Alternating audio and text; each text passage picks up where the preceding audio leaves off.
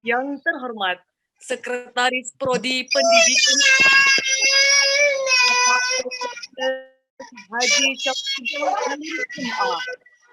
Yang terhormat Ketua Panitia Adli Nur Khomsah. Yang terhormat Ketua Himpunan Mahasiswa Jurusan Pendidikan Agama Islam Fahri Sandi Zaren.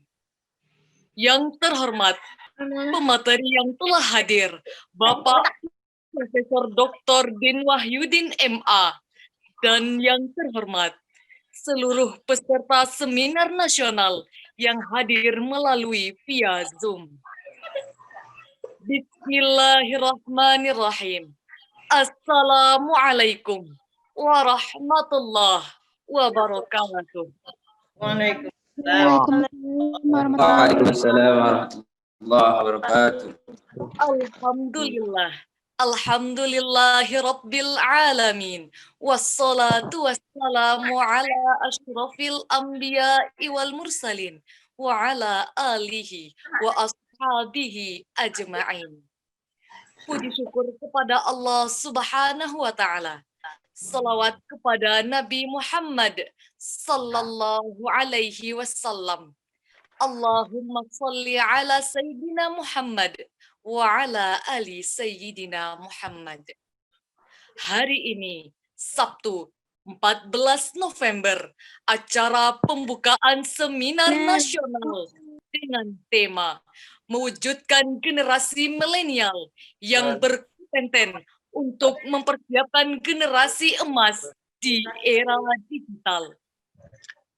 Acara selanjutnya, susunan acara pembukaan seminar nasional. Pertama, protokol yang sedang berlangsung. Kedua, pembacaan ayat suci Al-Quran oleh Saudara Wahyu Kenzo. Kepada saudara, disilahkan.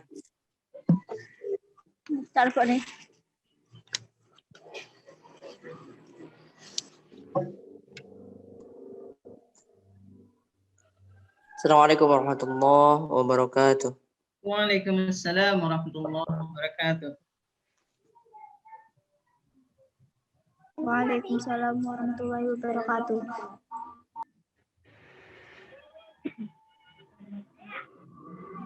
Billahi minasyaitonir rajim.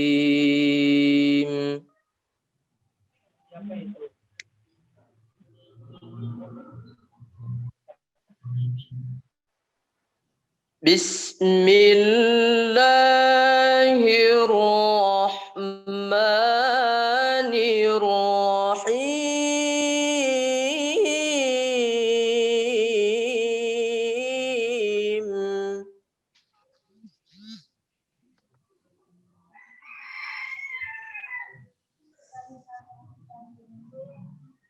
Allahu nazzala ahsanal hadithi kitaban mutasyabihan mathani.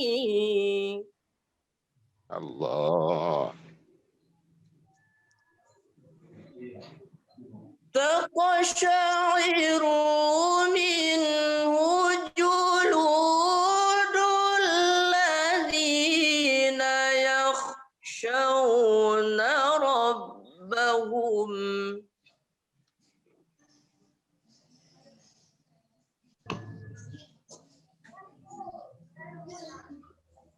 ثم تلين جلودهم وقلوبهم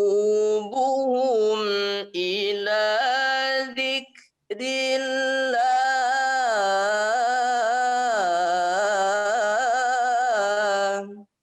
Allah. Allahumma ذلك هدى الله يهدي به من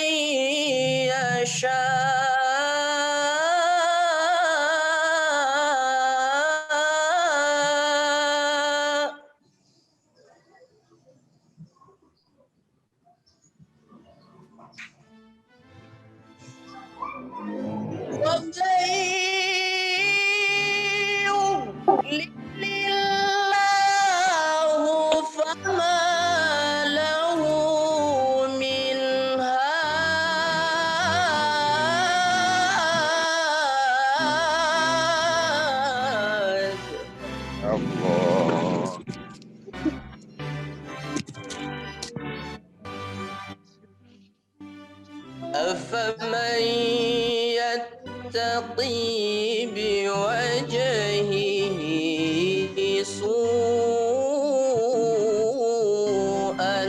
العذاب يوم القيامة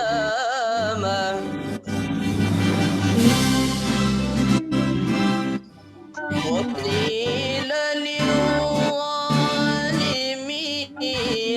ذوقوا ما كنتم تكسبون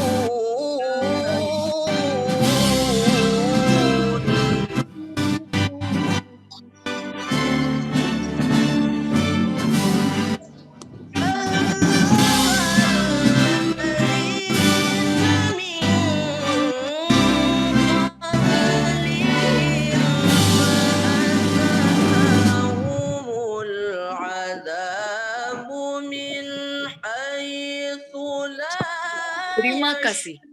Acara selanjutnya, laporan dari Ketua Panitia kepada Saudara Adli Nur Khamsah. Disilahkan. Bismillahirrahmanirrahim.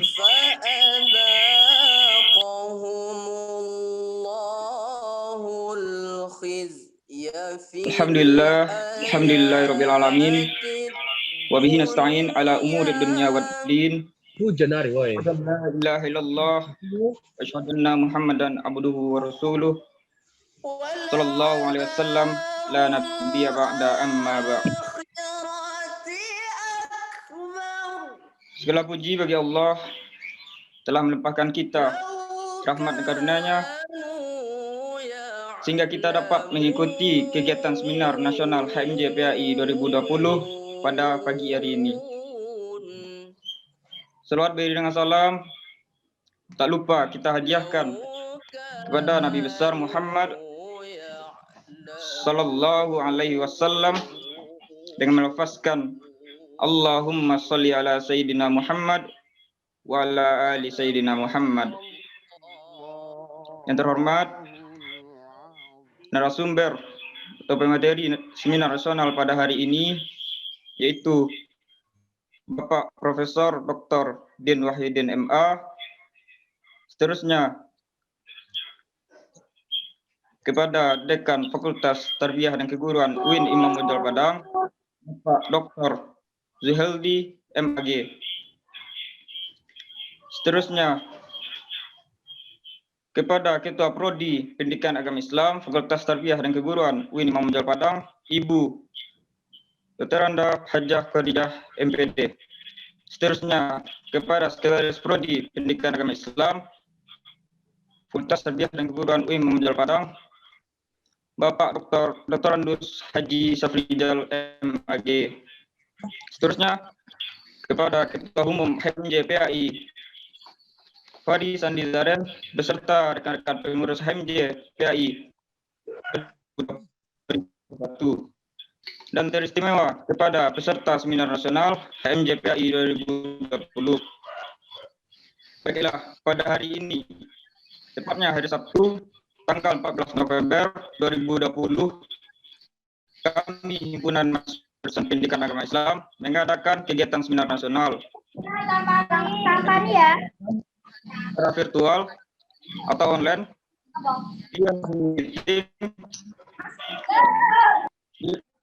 secara virtual atau online dikarenakan jarak yang memisahkan antara kita. Jarak yang dipisahkan oleh faktor pandemi COVID-19 yang terjadi pada saat ini. Pada seminar nasional ini, tema yang kami angkat adalah mewujudkan generasi milenial yang berkompeten untuk mempersiapkan generasi emas di era digital. Berkaitan dengan tema tersebut, kami berharap semoga dapat menciptakan generasi yang berkarakter, berkepribadian baik, memiliki wawasan pola pikir yang lebih luas, sehingga nantinya mampu menyesuaikan dirinya dengan perkembangan ilmu pengetahuan dan teknologi, terutama di masa pandemi COVID-19 ini. Seminar nasional ini dapat terselenggara berbagai pihak. Untuk itu kami ingin mengucapkan terima kasih yang sedalam-dalamnya kepada narasumber yang telah bersedia membaginya pada seminar nasional ini. Selanjutnya kepada Bapak Dekan Fakultas Tarbiyah dan Keguruan Imam Munjal Padang. Selanjutnya kepada Ketua Prodi dan Sekretaris Prodi Pendidikan Agama Islam Fakultas Tarbiyah dan Keguruan UIN Imam Munjal Padang. Selanjutnya kepada rekan-rekan pengurus yang telah berjuang mengadakan seminar nasional ini di tengah pandemi COVID-19. Dan teristimewa kepada peserta yang mengikuti seminar nasional pada hari ini. Kami menyadari bahwa penyelenggaraan seminar ini masih banyak kekurangan. Oleh karena itu, jika ada kesalahan yang tampak atau kekurangan yang ada, kami memohon maaf yang sebesar-besarnya tersebut. Hanya itu yang dapat saya sampaikan. Jika ada kesalahan dalam penyampaian, saya memohon maaf sebesar-besarnya. Sekian dari saya. Wallahu muwaffiq ila aqwamit thoriq. Assalamualaikum warahmatullahi wabarakatuh. Waalaikumsalam warahmatullahi wabarakatuh. Terima kasih kepada saudara. Acara selanjutnya, kata sambutan dari Ketua Himpunan Mahasiswa Jurusan Pendidikan Agama Islam oleh Saudara Fari Sandi Zarem kepada saudara.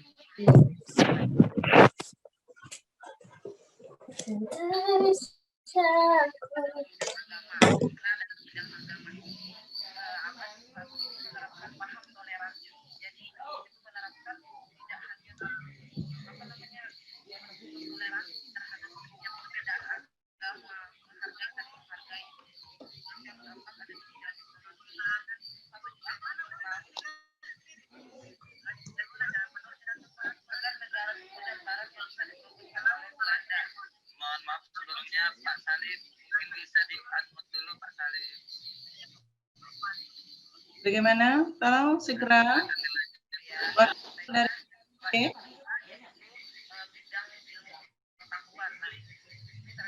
Khalil, kenapa nih? Fari belum? Maaf Bu semuanya, kata sambutan dari Ketua HMJ digantikan atau diwakilkan oleh Sekretaris HMJ. Disilahkan.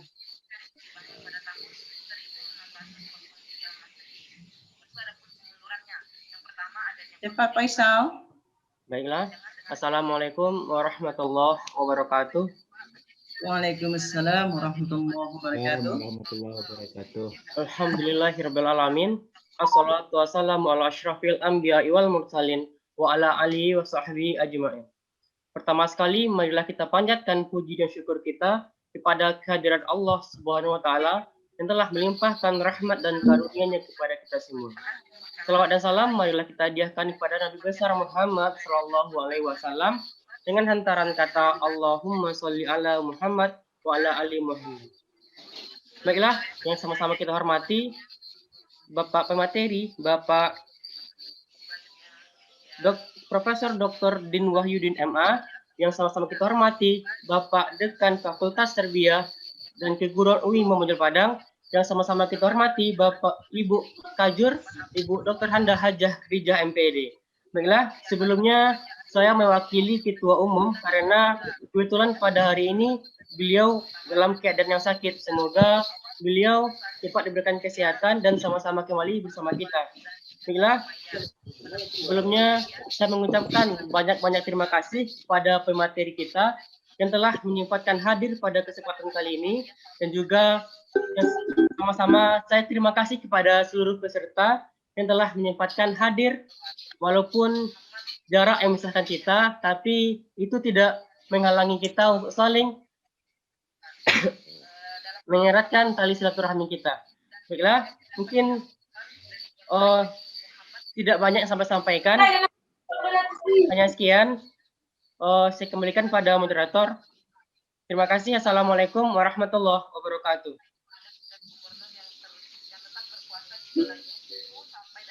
Terima kasih kepada saudara.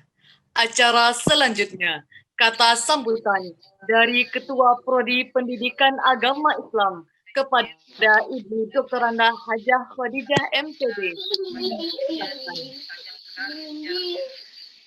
saja yang kedua yaitu perkembangan Assalamualaikum warahmatullahi wabarakatuh.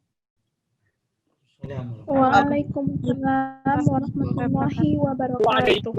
warahmatullahi wabarakatuh. Salin wa ala alihi wa sahbihi ajma'in. Asyhadu an la ilaha illallah wa asyhadu anna Muhammadan abduhu wa rasuluh sallallahu alaihi wasallam la nabiyya ba'da. Puji syukur kehadirat Allah Subhanahu wa taala yang telah memberikan rahmat dan nikmat-Nya untuk kita semua sehingga kita bertemu pada dunia virtual hari ini. Selanjutnya selawat dan salam untuk Nabi kita Muhammad sallallahu alaihi wasallam yang telah memperjuangkan dinul Islam untuk kita semua. Terima kasih pada Bapak Dekan yang sudah dalam kita ini pada sudah meluangkan waktunya, dan sangat-sangat berterima kasih kita kepada Bapak narasumber Profesor Din yang waktunya untuk kegiatan kita ini.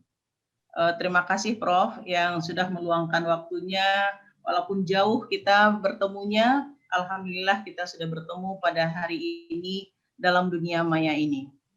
Dan selanjutnya pada hari ini kita mengucapkan terima kasih kepada panitia yang sudah melaksanakan acara ini dalam beberapa hari yang lalu, sudah mempersiapkan diri. Alhamdulillah kita sudah berada pada waktu yang sudah ditetapkan itu.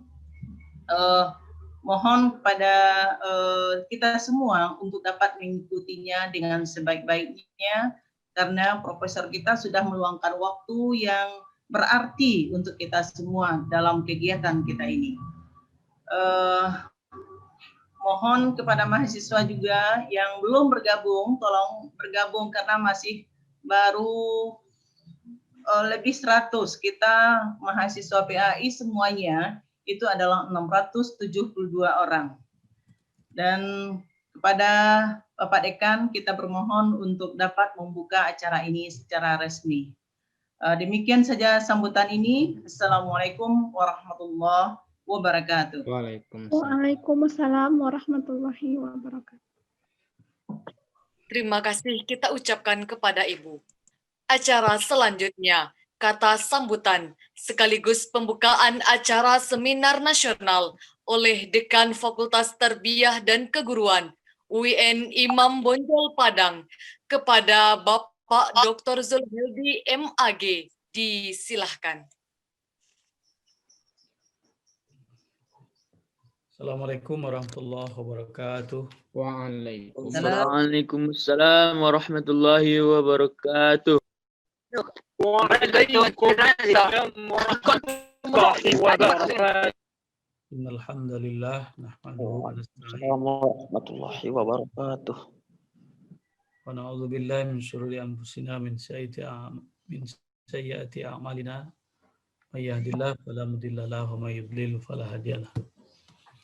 Allahumma salli ala Muhammad wa ala alihi wa sahbihi ajma'in.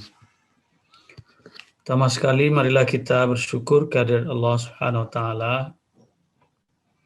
yang telah memberikan rahmat-Nya kepada kita, yang telah mengizinkan kita untuk berkumpul dalam forum Zoom ini untuk melaksanakan acara seminar nasional yang diangkat oleh Himpunan Mahasiswa Jurusan Prodi Pendidikan Agama Islam.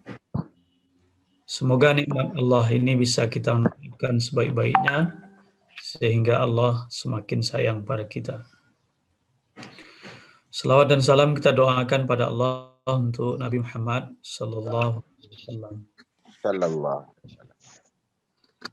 Yang kita muliakan tamu kita yang sangat kita hormati, Bapak Prof. Din Wahyudin, yang sudah bersedia meluangkan waktu untuk memperkenankan undangan kita.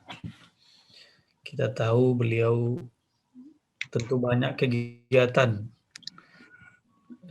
Hari Sabtu atau hari Minggu sama saja ya Pak Prof ya, tetap sibuk. Karena itu kita ucapkan banyak-banyak terima kasih kepada Pak Prof Din yang sudah meluangkan waktu dan berbagi ilmu dan pengalaman dengan kita dalam forum ini. Ibu Ketua Prodi, Bapak Sekretaris Prodi, Bapak dan Ibu-ibu dosen Prodi PAI yang hadir dalam kesempatan ini yang kita muliakan. Kemudian adik-adik dari pengurus HMJ Kosma dalam keluarga besar Prodi PAI, seluruh mahasiswa, anggota HMJ PAI, yang kalau kita lihat pada partisipan Zoom ini sudah lebih dari 100 dan sepertinya terus bertambah, alhamdulillah. Mohon yang lain juga terus menghubungi kawan-kawannya untuk segera bergabung. Kita semua yang hadir dalam forum ini yang sangat saya muliakan. Kita tentu bersepakat bahwasanya seminar nasional yang diangkatkan dengan suasana berbeda ini karena kita sedang diuji dengan wabah corona, tapi Allah juga menyediakan fasilitas bagi kita melalui Zoom ini. Dengan izinnya kita tetap bisa melakukan ini. Acara ini kita anggap, kita yakin penting bagi kita karena kita akan mengkaji sesuatu yang memang sudah saatnya kita mantapkan dan kita laksanakan. Bagaimana kita menghasilkan generasi milenial yang bisa menjadi pemenang di eranya. Kalau sekarang itu di era digital, memang generasi yang menang, generasi emas, generasi yang mampu unggul di zamannya. Kita nanti tentu akan mendapatkan banyak hal dari Pak Prof Din berkaitan dengan ini. Karena tidak sedikit dari generasi muda yang biasa disebut generasi milenial, yang di antara anggotanya adalah adik-adik mahasiswa ini. Tapi kayaknya saya masih bisa disebut generasi milenial ya Pak Anto ya? Oh, bisa sekali. Dia nak gelem ndak anu. Siapa yang harus belajar kerja juga, aku seneng. Tolong dimatiin yang begitu itu. Jadi tidak sedikit juga generasi milenial ini yang dininabobokan oleh kemajuan yang mereka temukan oleh nikmat Allah berupa kemajuan ini. Mereka lebih dipermainkan oleh godaannya itu daripada mengambil manfaatnya. Dia memang punya HP misalnya kan, tapi HP orang bisa kemudian menghubungkan satu sama lain untuk kebaikan, bisa masuk ke perpustakaan di seluruh dunia dengan baik, bisa akses berbagai informasi dengan cepat dan akurat, tetapi dia tidak mendapatkan itu. Dia memang punya laptop misalnya kan, tapi semakin punya laptop, semakin tidak selesai proposalnya. Malahan ingat proposal itu ketika laptopnya rusak. Ketika saat laptopnya sedang jalan baik-baik, sedang bagusnya itu, ingatnya itu chattingan, nonton dan segala macam. Tentu ini adalah bagian sisi gelap kemajuan era digital ini yang mesti kita kita tutup dari generasi milenial ini. Tentu ada kiat-kiat khusus terkait dengan ini, ada pengalaman-pengalaman berharga yang nanti kita akan dapatkan dari narasumber kita, Pak Prof. Din, sehingga kita bisa memang menjadi unggul, memang menjadi pemenang, memang menjadi generasi. Nah, emas itu kan yang terbaik. Jadi nanti diharapkan ditegaskan kepada adik-adik mahasiswa, tolong diikuti ini dengan sebaik-baiknya, simak ini dengan sebaik-baiknya, dan jangan lupa nanti diaplikasikan dalam kehidupan, khususnya pembelajaran, pelatihan di masa-masa setelah ini.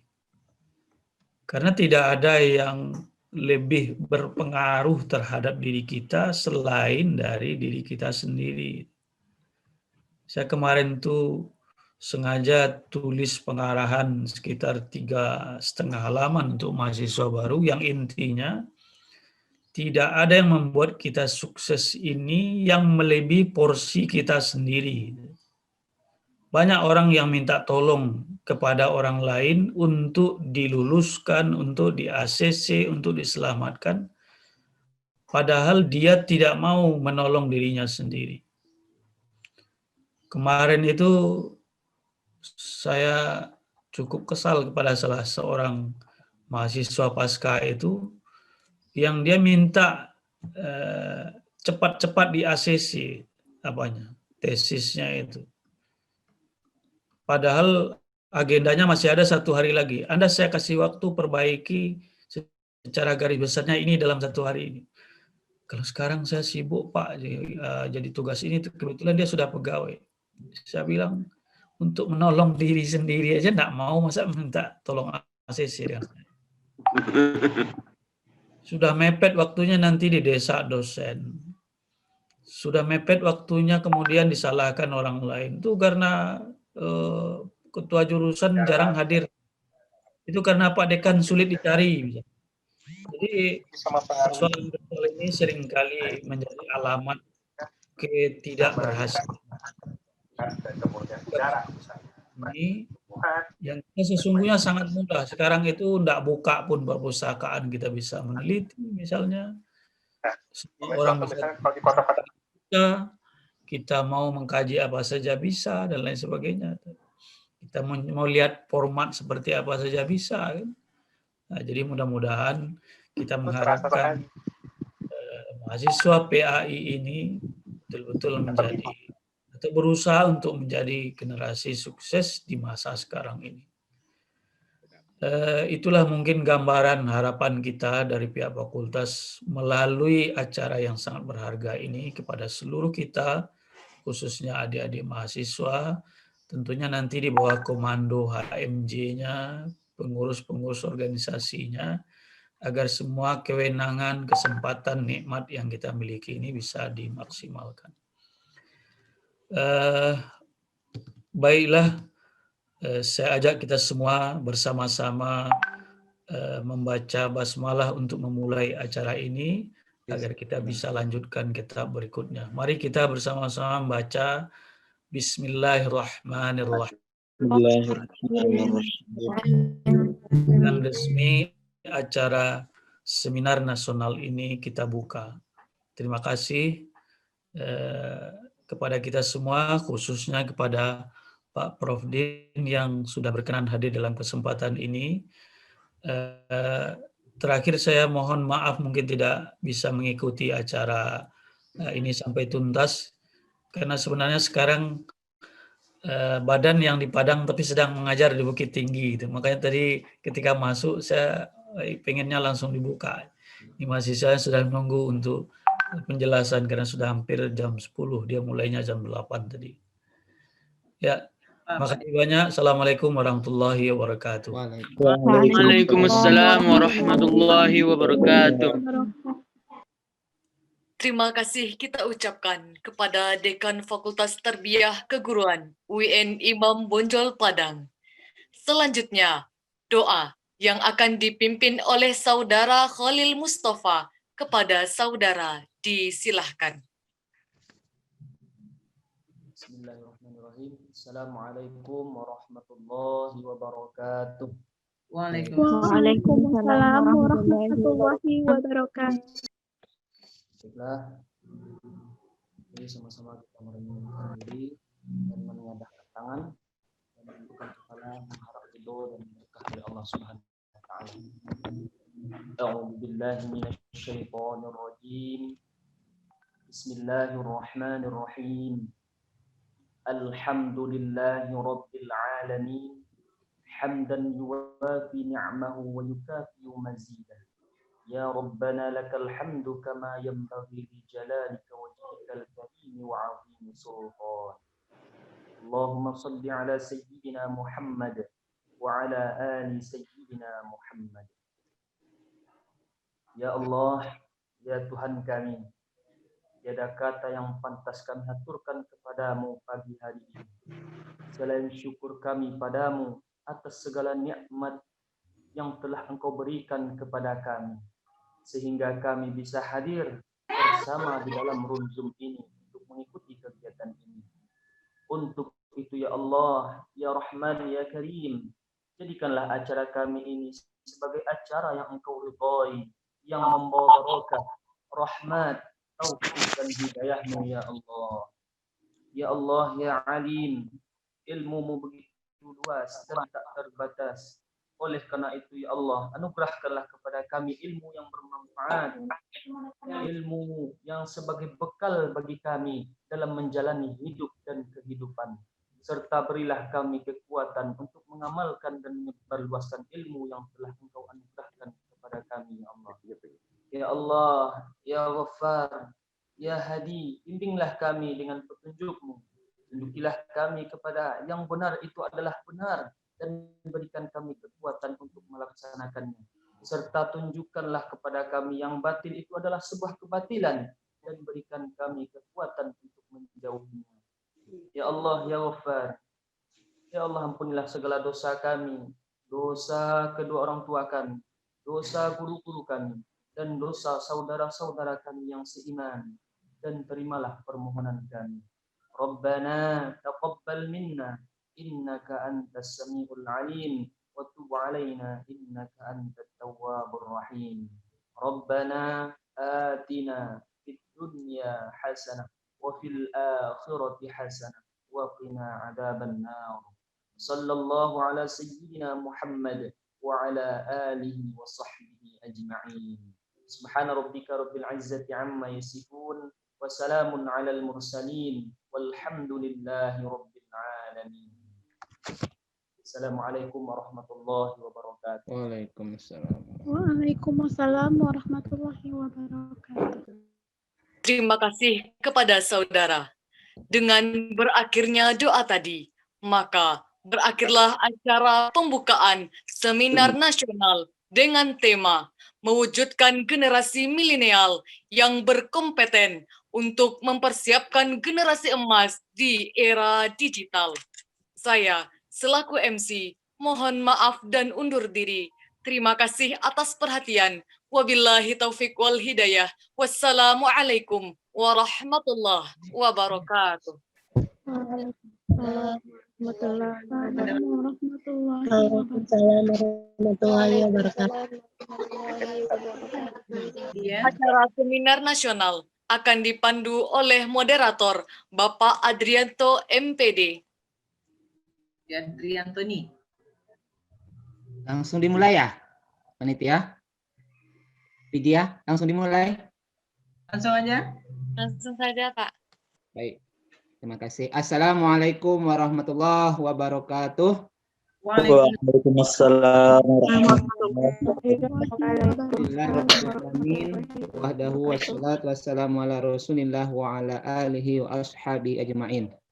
Puji syukur kita ucapkan kepada Allah Subhanahu wa taala pada pagi yang cerah ini kita bisa melaksanakan kegiatan seminar nasional dengan tema mewujudkan generasi milenial yang berkompeten untuk mempersiapkan generasi emas di era digital. Mudah-mudahan dengan kesempatan ini kita selalu diberikan kesehatan oleh Allah Subhanahu wa taala di tengah pandemi yang masih belum berakhir di di tengah-tengah kita. Salawat dan salam kita hadiahkan kepada baginda Nabi besar kita Muhammad sallallahu alaihi wasallam. Allahumma sholli ala Muhammad wa ala ali Muhammad.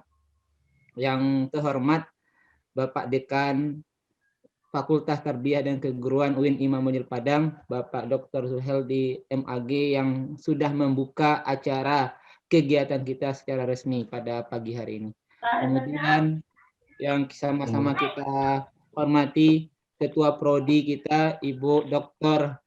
Hajjah Khadijah MAG, MPD yang sebentar lagi kita doakan di tahun ini mudah-mudahan selesai doktornya gitu. Amin. Amin. Kemudian kita juga mengucapkan terima kasih kehadiran kepada Sekretaris Prodi Bapak Haji Dr. Andus Haji Jalhalin MAG yang hari ini berada di rumah, alhamdulillah baru sehat ya. Kita doakan semoga sehat semua guru-guru kita, orang-orang tua kita.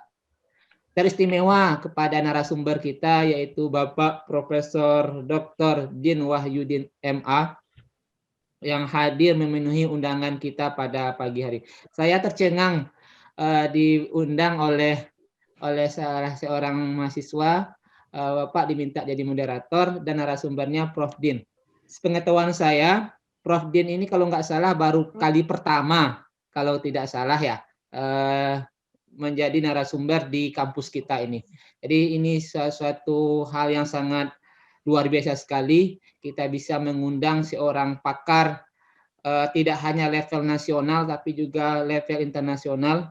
Beliau sangat banyak memberikan materi-materi tidak hanya di kalangan mahasiswa, tapi di kalangan kampus, lembaga pemerintahan, bahkan di lembaga negara pun beliau memberikan pencerahan-pencerahan. Jadi bersyukurlah atau beruntunglah kepada rekan-rekan sekalian, adik-adik sekalian yang dapat menimba ilmu walaupun sebentar dengan narasumber kita.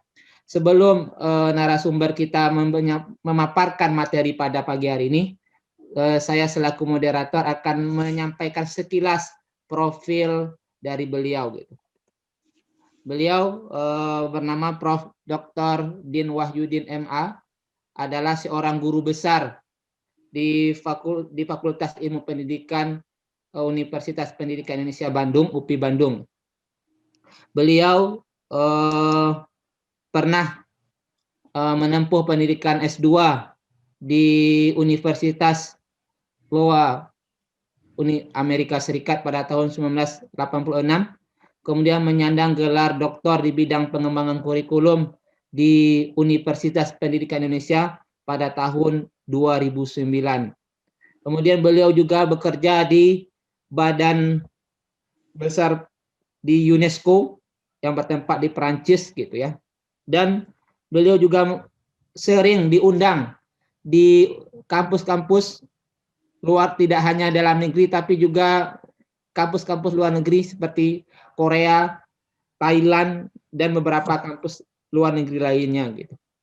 Dan itulah sedikit profil singkat dari narasumber kita yang akan memberikan materi pada kita pada pagi hari ini. Nah, untuk menghemat waktu kepada narasumber kita, waktu dan tempat kami persilakan.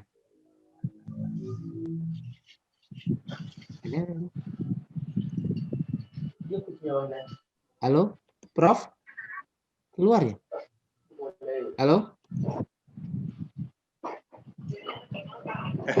Belum dibuka. Mudah-mudahan suara saya bisa didengar ya. Ya. Bismillahirrahmanirrahim. Assalamualaikum warahmatullahi taala wabarakatuh. Waalaikumsalam warahmatullahi wabarakatuh. Alhamdulillahirabbil alamin. Wassalatu wassalamu ala asrofil anbiya wal mursalin wa ala alihi wa sahbihi ajmain, amma ba'du.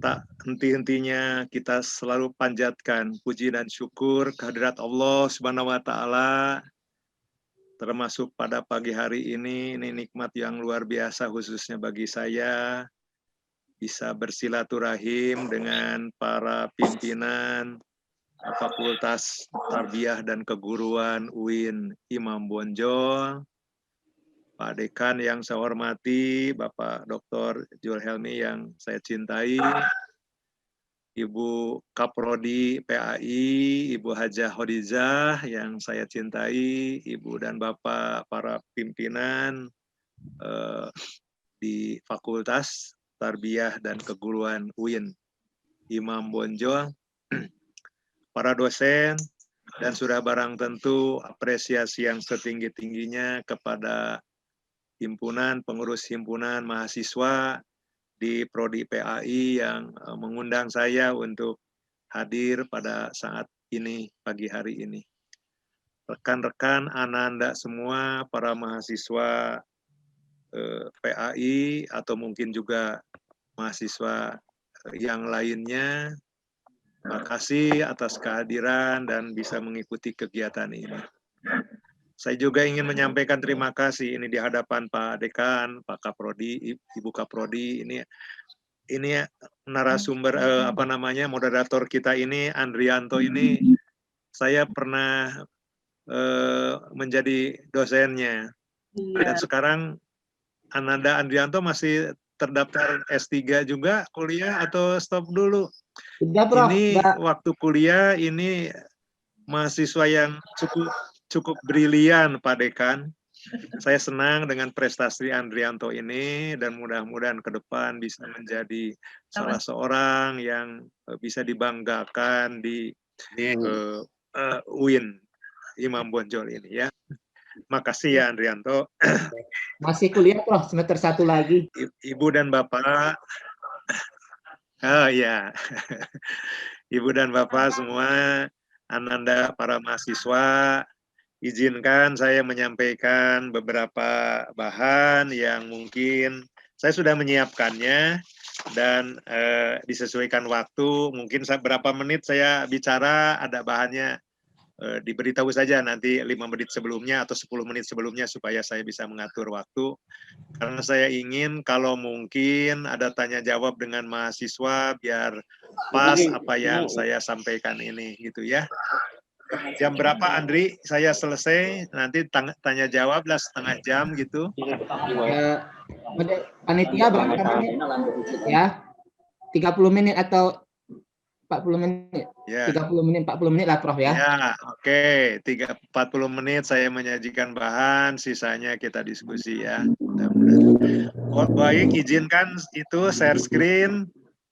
Saya akan menyampaikan tolong host materinya. Oh, ya. Ya. Host. Ya sudah, terima kasih. Baik, Ananda para mahasiswa yang saya cintai, topik yang saya akan diskusikan bersama Ananda dan yang terhormat para dosen, ini sesuai dengan permintaan generasi milenial ini ya, generasi andalan. Kalau saya menyebutnya generasi andalan bangsa, mudah-mudahan Indonesia bisa maju, berkembang berkat generasi milenial ini, termasuk generasi milenial yang ada di Sumatera Barat ini. Saya awali dengan 2 penginspirasi. Disengaja saya pilih ada 2 penginspirasi, mudah-mudahan menjadi semangat kita semua, khususnya para generasi muda pada diskusi pagi dan siang hari ini.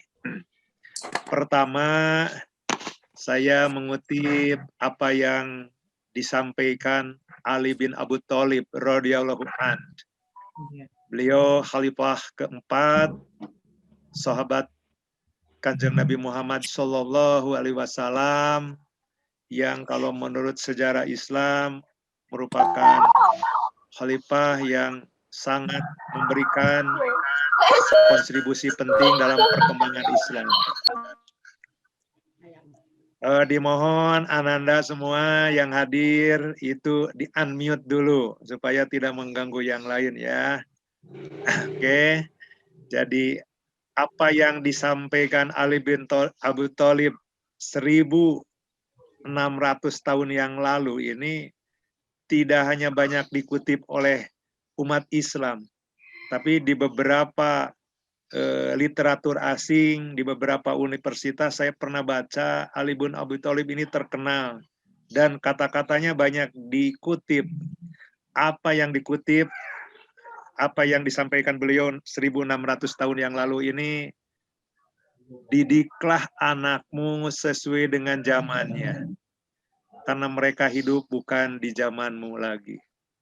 Jadi ini mudah-mudahan menjadi inspirasi kepada kita yang tua supaya mendidik generasi muda dengan baik dan kepada generasi muda. Karena apa yang dialami hari ini oleh kelompok generasi muda berbeda persoalannya, tantangannya dengan generasi muda sebut saja 20 tahun yang lalu. Oleh sebab itu kita harus menyesuaikan diri, harus melakukan suatu terobosan, sudah barang tentu terobosan yang berpijak pada keyakinan, berpijak pada kebenaran, bukan pada menyesuaikan tetapi yang destruktif, yang bisa mengganggu. Tidak itu, karena kalau seperti itu sangat mengganggu khususnya dalam mendidik generasi muda sebagai generasi masa depan. Yang kedua, ini saya kutip dari tokoh kita, Bung Karno, Presiden Republik Indonesia yang pertama. Tulisan ini juga sangat mendunia. Banyak dikutip, tidak hanya di tanah air, tapi diterjemahkan dalam berbagai bahasa. Apa yang disampaikan beliau, Presiden pertama ini, salah satunya saya kutip ini, 1000 orang tua bisa bermimpi, 1 orang pemuda bisa mengubah dunia. Jadi ini pandangan Soekarno tentang betapa generasi muda ini sebagai generasi andalan. Tanpa generasi muda, sejarah membuktikan mungkin kita tidak akan merdeka. Tanpa ada diskusi-diskusi alot, perjuangan yang alot, yang dimotori oleh para pemuda sejak awal abad 20, ketika zaman termasuk Sumpah Pemuda misalnya, sampai pergerakan penyiapan kemerdekaan, sampai saat ini. Betapa generasi muda ini sebagai aset bangsa dan semua pihak berkepentingan untuk mengawal, untuk mendidik, termasuk mengajak generasi muda untuk berpartisipasi dalam pembangunan. Jadi tema yang dipilih oleh Ananda para mahasiswa di Universitas UIN Imam Bonjol ini sungguh sangat pas, sangat sesuai dengan kebutuhan, mudah-mudahan menjadi inspirasi kita pada pagi hari dan siang hari ini. Teman-teman, para mahasiswa yang saya cintai, saya 2 topik ini yang nanti akan kita diskusikan, yang kita akan bahas bersama. Yang pertama, ini generasi milenial menurut pandangan Islam. Saya ingin memberikan catatan tersendiri bahwa dalam pandangan Islam, generasi muda atau generasi milenial ini merupakan hal yang penting. Nah, malah dalam beberapa hadis, dalam beberapa keterangan, termasuk dalam Islam itu sendiri, dalam Al-Quran disebutkan betapa pemuda, generasi muda ini harus dididik dengan sepenuh hati. Yang kedua, ini berkaitan dengan generasi milenial. Pada saat ini, tantangan dan peluangnya, mudah-mudahan bisa menginspirasi kita. Nah, yang pertama ini, bagaimana generasi muda kita dari perspektif Islam. Walaupun mungkin saya sedikit saja beberapa hal yang relevan pada siang hari ini. Yang pertama, dalam Al-Quran sudah dijelaskan bahwa jika kita meninggalkan generasi yang lemah, ini sudah diingatkan Al-Quran dalam surah An-Nisa ayat 9. Bismillahirrahmanirrahim. Wal yaksa lazina lautaraku min khalfihim juriyatan di'afan kafu alaihim jal yataqullaha wal yaqulu qaulan sadid. Dan hendaklah takut kepada Allah orang-orang yang seandainya meninggalkan di belakang mereka anak-anak yang lemah, yang mereka khawatir terhadap kesejahteraan mereka. Oleh sebab itu, hendaklah mereka bertakwa pada Allah dan hendaklah mereka mengucapkan perkataan yang benar. Jadi surat An-Nisa ayat 9 ini mengingatkan kepada kita bahwa betapa kita harus menyiapkan generasi muda yang tangguh, generasi muda yang siap berjuang untuk atas nama agama ataupun negara, dan bukan sebaliknya. Kita meninggalkan generasi yang lemah, generasi yang tidak punya masa depan, generasi yang tidak dekat dengan nilai-nilai keagamaan, generasi yang bisa merusak NKRI ataupun dalam berbangsa dan bernegara. Ini ada suara ya, dari mana ini? Depresi atau penyakit yang memang penyakit mental yang benar-benar membutuhkan penanganan profesional. Halo. Maka memang kita harus datangi. Ya, Mohon panitia host. bisa nggak di host dimatikan semua dulu host selain narasumber. Salah persepsi ya. Host. Itu karena kurang. Adli. Udah dimatikan Pak. Udah. Udah Pak. Baik, terima kasih Ananda. Ya. Yang kedua, ini saya kutip pemuda pada masa Rasulullah. Salah seorangnya, mungkin para mahasiswa sudah membaca sejarah Islam, ini ada Zaid bin Sabit. Beliau ini lahir tahun 6012 sampai 637. Jadi usianya sangat singkat, tetapi memberikan manfaat, dan sampai sekarang dicatat Zaid bin Sabit ini sebagai penulis wahyu dan pengumpul Al-Quran. Dalam sejarah disebutkan bahwa sahabat Nabi yang tidak sempat turut dalam perang Badar dan Uhud karena memang usianya masih muda. Namun karena kesungguhannya dirinya mampu menjadi pemuda cemerlang dan oleh Rasulullah diangkat sebagai sekretaris yang bisa menguasai berbagai bahasa antara lain Ibrani dan Suryani. Ini menurut sejarah Islam. Malah ketika berusia 11 tahun, Zaid bin Sabit dikabarkan telah menghafal 11 surah Al-Quran. Masya Allah, subhanallah. Ini Zaid bin Sabit mudah-mudahan menginspirasi kita, khususnya pada generasi muda. Jadi dalam sejarah Islam, sangat memberikan perhatian kepada generasi muda, termasuk kalau istilah sekarang itu, generasi milenial gitu ya. Milenial itu ya sebetulnya sebutan saja, generasi muda gitu ya. Nah, yang kedua, ini pemuda pada masa khalifah. Saya kutip satu saja di antara sekian berderet pemuda terbaik saat itu. Ada yang namanya Umar bin Abdul Aziz. Lahir tahun 682 Masehi sampai wafatnya 720 Masehi. Jadi ini sudah berapa tahun yang lalu, ini hampir 14.000 tahun yang lalu ya. Beliau menjadi khalifah sebelum berusia 35 tahun. Jadi sangat muda. Jadi kalau sekarang itu ya khalifah ya presiden usia 53 tahun, 35. Karena keadilan dan kebijaksanaannya dalam memimpin sampai ia dijuluki sebagai khalifah Rashidah yang kelima. Nah, apa jasa-jasa beliau dalam sejarah Islam ini? Ada 4. Pertama, mewujudkan suasana perdamaian berlandaskan ajaran Islam. Jadi Umar bin Abdul Aziz lah yang menyusun suatu katakanlah panduan, dokumen sehingga suasana perdamaian berdasarkan agama Islam itu bisa dituliskan dan itu berlaku untuk zamannya waktu itu dan menjadi inspirasi pada periode-periode sebelumnya. Yang kemudian ada suatu kebijakan beliau meningkatkan kesejahteraan masyarakat. Kesejahteraan dalam artian fisik dan non-fisik. Yang ketiga, memberikan perlindungan hak ajasi manusia. Jadi kalau istilah tentang hak ajasi itu bagi masyarakat Islam itu sudah sejak zaman Rasulullah sudah ada suatu pengakuan betapa hak ajasi manusia ini hal yang penting, terutama dalam kehidupan berbangsa dan bernegara. Yang ketiga ini berkaitan dengan maaf Bapak sedang zoom, punten.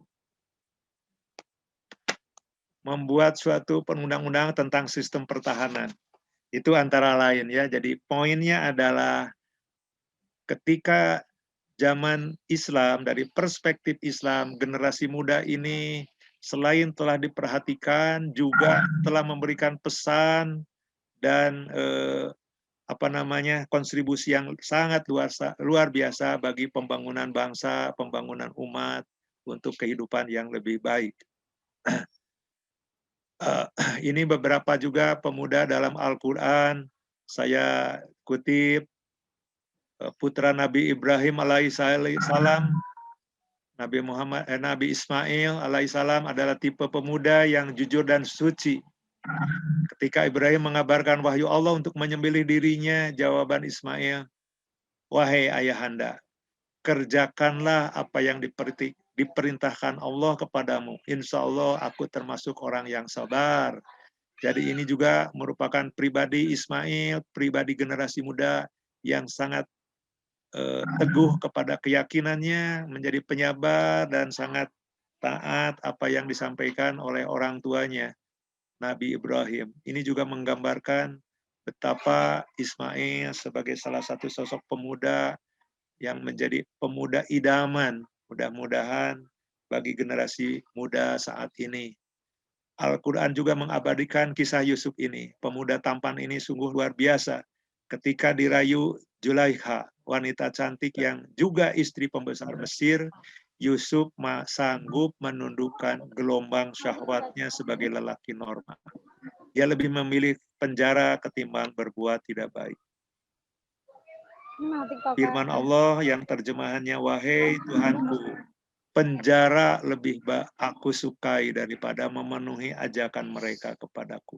Quran Surat Yusuf ayat 33. Itu antara lain Ibu dan Bapak, para mahasiswa, pandangan generasi muda dalam kaitannya dalam sejarah Islam. Jadi mudah-mudahan pembicaraan kita tentang generasi milenial, tentang peran pemuda, masa kini, masa yang akan datang ini, bagi kita umat muslim, merupakan hal yang memang sudah menjadi ciri betapa Islam memberikan pengakuan, memberikan posisi yang setinggi-tingginya kepada generasi muda. Itu dari perspektif agama, dari perspektif berbangsa dan bernegara. Semua pihak sekarang ini, pemerintah melalui kementerian-kementerian, ada program-program yang memberikan perhatian khusus kepada generasi muda. Dalam bidang pendidikan, Kemdikbud, Kemenak, dan beberapa kementerian terkait memberikan catatan khusus betapa generasi muda ini harus sekolah, harus ditingkatkan kemampuannya, harus ditingkatkan keterampilannya, dan harus ditingkatkan karakternya. Karakter merupakan penciri abad 21. Jadi walaupun mahasiswa generasi muda memiliki kemampuan, keterampilan dengan literasi yang tinggi di bidang data, menggunakan teknologi, tetapi bila tidak diimbangi dengan karakter, dengan pribadian yang baik, etika, termasuk keyakinan dalam beragama, apapun agamanya, itu sia-sia saja. Oleh sebab itu, mudah-mudahan kajian-kajian kita dari membaca sejarah, apakah sejarah Islam atau sejarah perkembangan bernegara, menunjukkan kepada kita mudah-mudahan generasi milenial kita ini bisa menjadi tumpuan harapan bagi pembangunan bangsa. Nah, apa tantangan generasi milenial pada masa kini dan yang akan datang? Ya, kalau melihat sejarah ini, kalau menurut saya tidak begitu penting ya, tapi jangan sampai kita juga ketinggalan. Literatur Barat atau literatur yang sekarang digunakan, ada yang disebut dengan generasi BB, yang disebut generasi X, ada generasi Y, generasi alfa dan seterusnya, alfa, beta dan seterusnya. Tapi ini merupakan perjalanan manusia, sejarah manusia dari satu ke generasi yang lain sebetulnya tidak sepi. Ketika suatu generasi menjadi generasi muda dan berkembang di generasi, lahir juga generasi berikutnya itu sampai akhir.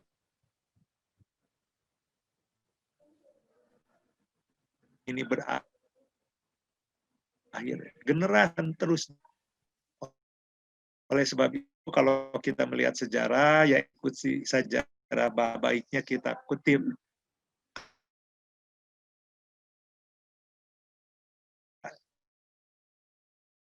Harus memberikan yang tahun 960-an lah, kalau dalam sejarah Amerika ini ketika habis perang Vietnam. Jadi setelah habis perang suasananya damai dan maka lahirlah boomer baby. Jadi banyak bayi lahir seusai perang. Itu mereka menyebutnya generasi baby boomers. Sampai lahirlah anak-anak bayi itu disebut generasi X. Jadi generasi X itu adalah hasil daripada generasi boomers, dan saat itu sudah mulai beberapa teknologi sudah diperkenalkan. Jadi sejalan dengan revolusi sejarah, ada revolusi tahun 18, 2.0, sekarang revolusi industri 4.0. Nah, ini hanya untuk sejarah, ada yang disebut generasi Z.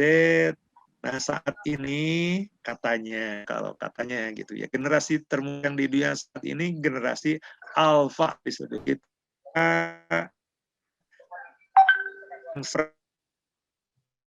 perkenalkan generasi muda milenial, rekan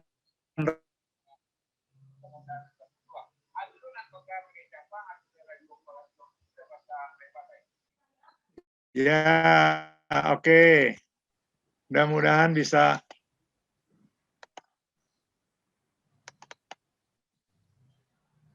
Apakah bisa dilihat lagi sekarang gambarnya dan suaranya? Ini udah lagi proses. Siap, Prof. Ya. Oke, kalau begitu ya mohon dimaafkan, ya mudah-mudahan. Ya, saya yang mulai dari generasi milenial ini ya. Oke. Bisa dilihat PowerPoint-nya, mudah-mudahan dilihat saja, dibacalah. Saya pikir ini sejarah tentang generasi milenial, dan mungkin bisa dibaca saja bahwa saat ini para generasi muda itu disebut generasi alfa, yang ada tua sedikit mungkin generasi Z gitu ya. Jadi teman-teman si Z dan generasi alfa gitu ya. Apa cirinya? Salah satu cirinya adalah mereka sangat memahami berbasis teknologi digital. Jadi literasi digitalnya tinggi. Mudah-mudahan demikian gitu ya. Mudah-mudahan demikian. Oke, ini generasi baby boomers-nya.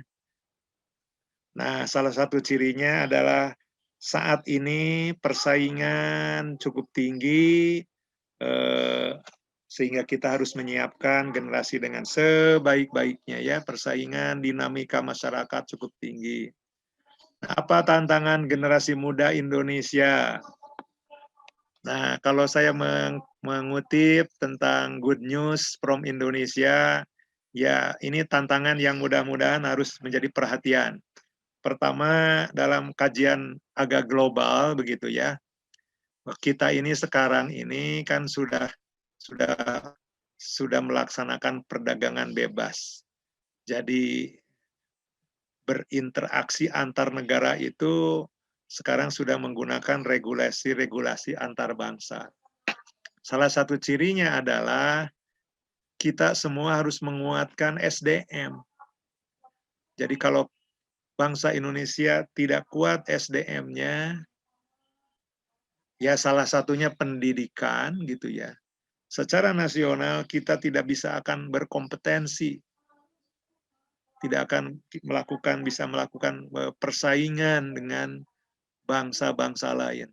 Semua negara sekarang ini menguatkan generasi mudanya supaya berpendidikan, supaya punya etos kerja yang baik, supaya nanti menjadi SDM yang siap dipartisipasikan dalam pembangunan. Nah, kira itu semua negara lazim gitunya. Oleh sebab itu apa yang mereka lakukan penguatan pendidikan. Kita pun sama di Indonesia pun berbagai ikhtiar dilakukan termasuk oleh Kemendikbud, Kemenak supaya program pendidikan ini berjalan baik.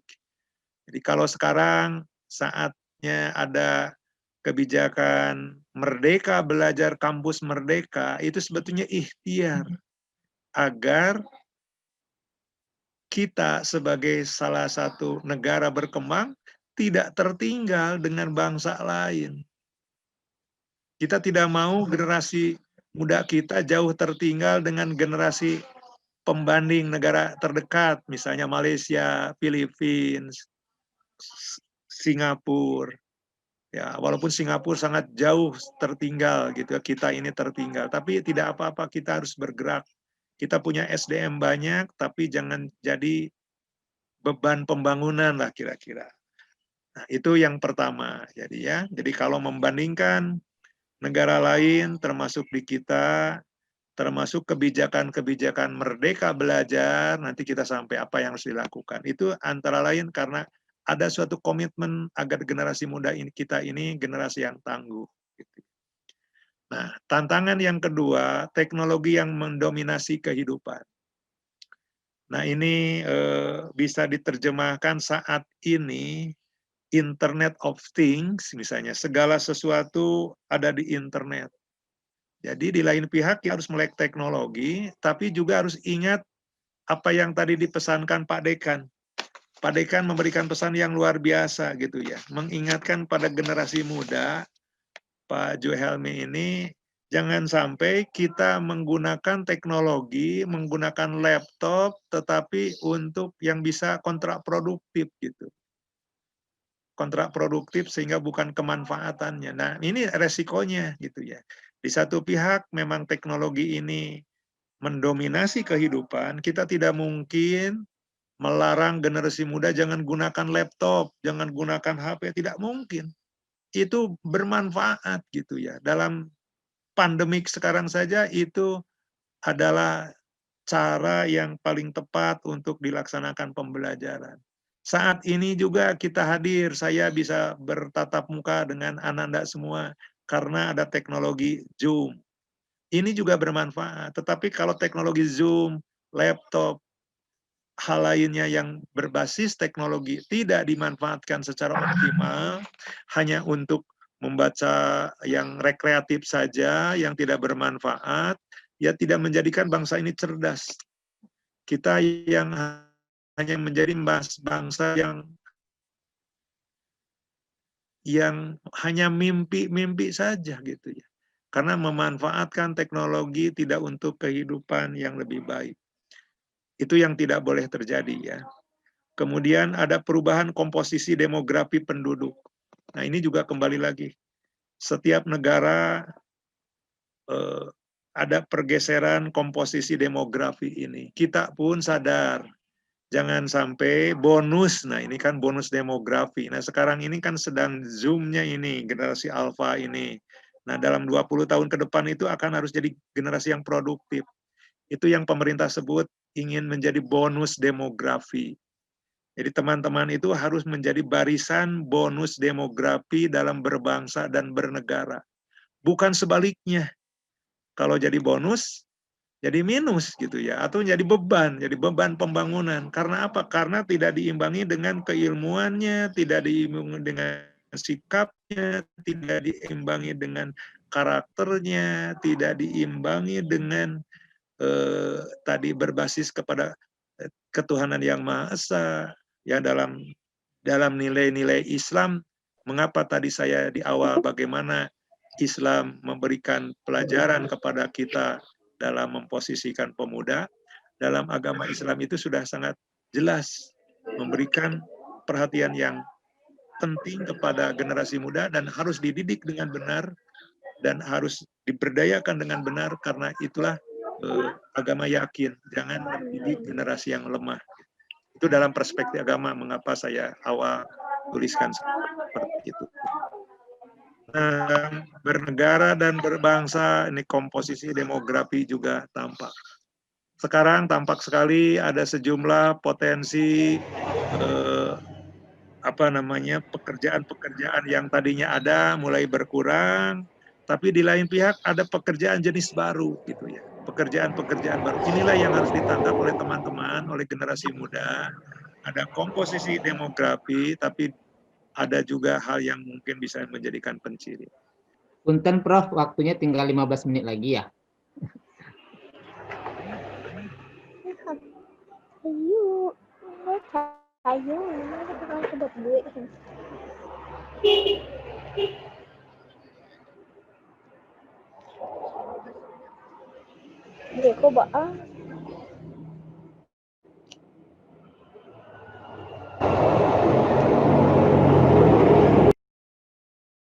Nah, yang ke-mute ya. Nah, bagaimana sikap pemuda dalam kompetensi abad 21 ini? Nah, saya ingin memberikan catatan. Misalnya kita ini, sekarang ini, generasi muda harus mampu melakukan suatu kompleks problem solving, misalnya. Harus melakukan social skill. Jadi ini dalam catatan Bapak, kalian semua, pemuda ini harus menjadikan kemampuan-kemampuan itu milik Anda. Jadi Anda melakukan suatu kajian, latihan, artinya mungkin di kampus atau di masyarakat, supaya kegiatan ini bukan wacana, tetapi real, menjadi milik para generasi muda. Mampu bersosial skill. Apa itu? Mampu melakukan koordinasi, negosiasi, dan seterusnya. Apa yang harus dilakukan? Kalau di kampus ya latihan. Misalnya kita aktif di kemahasiswaan, itu sudah good point, karena di situ ada rapat koordinasi, ada rapat dan lain sebagainya, gitu ya. Jadi ini jangan jadi wacana. Kita sekarang abad 21, jangan juga hanya penonton. Kita tahu ini revolusi industri poin 4, apa yang harus dilakukan? Kita harus lakukan yang terbaik. Nah, ini contoh ini contoh. Kalau mahasiswa melihat gambar ini, jangan langsung ini wanita cantik gitu ya. Ini adalah robot, produk. Malah ini namanya sudah Jia guru robot cantik. Ini tidak bisa dihindari ini. Suatu saat kalian semua akan bekerja sama dengan robot ini. Karena ini bukan imajiner. Ini sudah ada di beberapa sekolah, di beberapa layanan komersial sudah ada robot untuk membantu. Mungkin di pendidikan pun ke depan, Universitas Imam Bonjol selain merekrut dosen muda juga akan ada pengadaan gitu. Pengadaan robot yang ahli dalam memberikan pelayanan kesehatan sesuai dengan bidangnya. Nah, ini contohnya Ibu mahasiswa ya. Oke. Ini survei juga kita untuk meyakinkan betapa sekarang ini soft skill itu penting. Jadi Anda kalian tidak hanya mengejar transaksional, kemampuan berkomunikasi, integritas, kejujuran, bekerja sama, ini hal yang penting. Apa yang harus diisi semua oleh jadikan ini pengalaman di kampus. Tidak mungkin jadi mata kuliah misalnya dalam kerjasama itu ada mata kuliah, topiknya kerjasama, mata kuliah topiknya tentang interpersonal. Mungkin tidak demikian. Tapi ini terlihat di kampus dalam intrakurikuler, ekstrakurikuler gitu ya. Nah ini generasi milenial, generasi andalannya. Nah kaitannya dengan kemahasiswaan ini ya. Sekarang ini kampus sedang berupaya termasuk di UIN untuk melaksanakan kampus merdeka. Bagi mahasiswa mungkin ya tidak bahas saya semua, tidak bahas. Bahas yang keempat saja ini. Karena mahasiswa belajar 3 semester di luar prodi. Jadi ada hak mahasiswa untuk belajar 3 semester di luar prodi.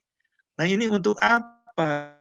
Bukan untuk menterlantarkan kalian sih sebetulnya, tapi ingin mengajak supaya mahasiswa kita ini, termasuk kalian semua, itu ya bisa mendapatkan pengalaman selain di kampus. Ini kan good point gitu ya. Bisa dalam bentuk mengikuti perkuliahan, bisa dalam mengikuti juga kuliah di dalam kampus, prodi yang berbeda, misalnya sesama di dalam satu fakultas, fakultas ilmu, fakultas tarbiyah dan keguruan, bisa itu antar fakultas dulu, atau antar fakultas di universitas sesama UIN, atau sudah keluar. Nah ini mungkin sudah dibahas. Tetapi poinnya kembali lagi, ingin mengantarkan generasi milenial mendapatkan pengetahuan yang lebih bermanfaat, yang lebih baik, gitu ya. Nah ini contoh-contohnya. Ini kalau Kemdikbud ini memberikan alternatif ada 8 jenis. Nah, silakan generasi milenial, kalian semua, para mahasiswa, kalau ada teks pendidikan, memilih mana yang paling pas. Sudah barang tentu, nanti pimpinan universitas menyiapkan infrastrukturnya, menyiapkan regulasinya. Jadi mudah-mudahan Pak ke depan, Pak Dekan, Pak Ibu Kaprodi, atau Pak Rektor, ada penyiapan untuk bagaimana menyiapkan kampus merdeka, merdeka belajar, kampus merdeka. Ya.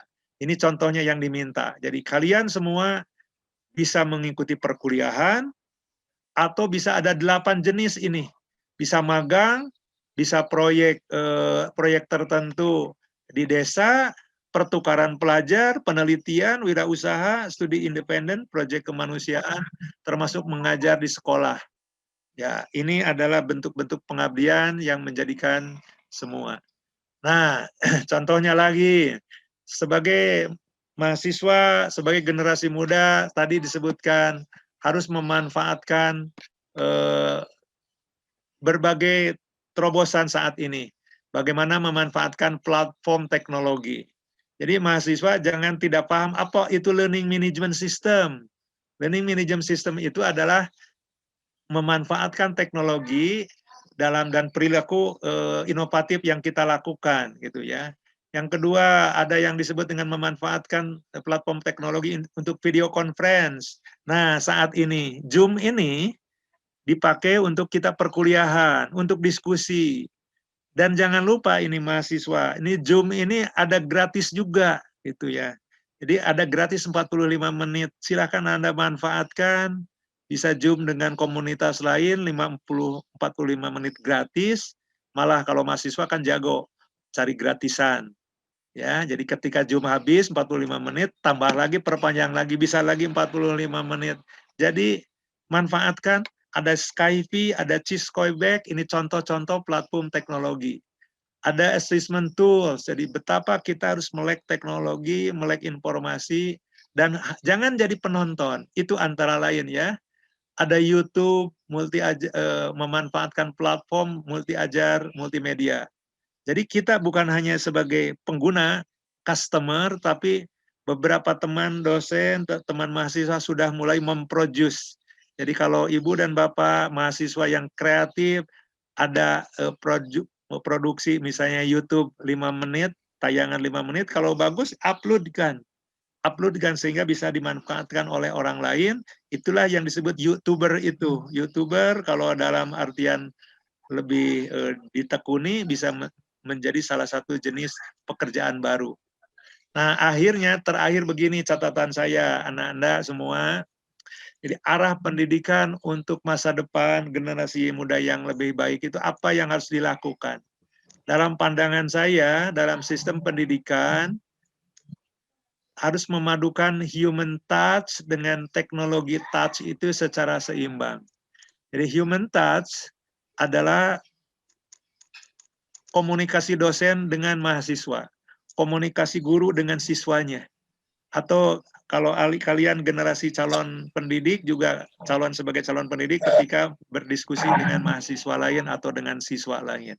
Jadi padukan antara human touch dengan technological touch itu. Technological touch itu adalah sentuhan-sentuhan teknologi, memanfaatkan digital teknologi dengan arif, menggunakan HP dengan bijaksana, itu hal yang baik. Human touch mengajar dengan sebaik-baiknya, ada suatu proses interaksi yang baik antara dosen dan mahasiswa, sehingga mahasiswa merasa nyaman kalau diajar dengan dosen dengan suasana yang human touch tinggi gitu ya. Kemudian yang kedua, pendidikan yang menguatkan 3 hal. Pertama, kompetensi. Jadi memang yang Anda semua kalian belajar, tingkatkan kemampuan Anda sesuai dengan bidang masing-masing, psikomotorik. Yang kedua, karakter. Ya, karakter jujur, karakter benar. Karakter itu bukan hanya baik jujur saja, bukan hanya itu, tapi juga karakter ciri abad 21. Curiosity misalnya, keinginan tahuan, kerja keras, ingin ada pikiran-pikiran inovatif, tidak cepat puas, itu karakter-karakter abad 21. Tingkatkan kemampuan Anda supaya Anda memiliki karakter yang siap berkompetensi, berkompetisi, dan juga siap berkolaborasi dengan generasi muda manapun, dengan bangsa manapun. Yang berikutnya spiritual competencies. Kompetensi spiritual dalam bahasa agama bagi umat muslim ya meningkatkan kemampuan beragama seperti dicontohkan dalam Al-Quran, seperti dicontohkan oleh generasi muda dalam sejarah Islam. Betapa Al-Quran ini menjadi petunjuk bagi yang muslim, berarti gunakanlah, bacalah menjadi petunjuk untuk kehidupan sehari-hari. Agama lain juga, karena spiritual kompetensi di negara seperti Pancasila itu artinya agama apapun harus menjadi penciri, menjadi perilaku kehidupan sehari-hari bagi umat yang sesuai dengan pemeluknya. Teknologi dimanfaatkan dengan ciri yang human focus, jadi bukan teknologi untuk merusak, teknologi untuk menghancurkan umat, menyebarkan hoax, menyebarkan kebencian dan seterusnya, tapi teknologi untuk menebar kebaikan, menebar ketenangan hidup, sehingga apalagi dalam kondisi COVID-19 ini kita harus meningkatkan imun, menjaga kesehatan.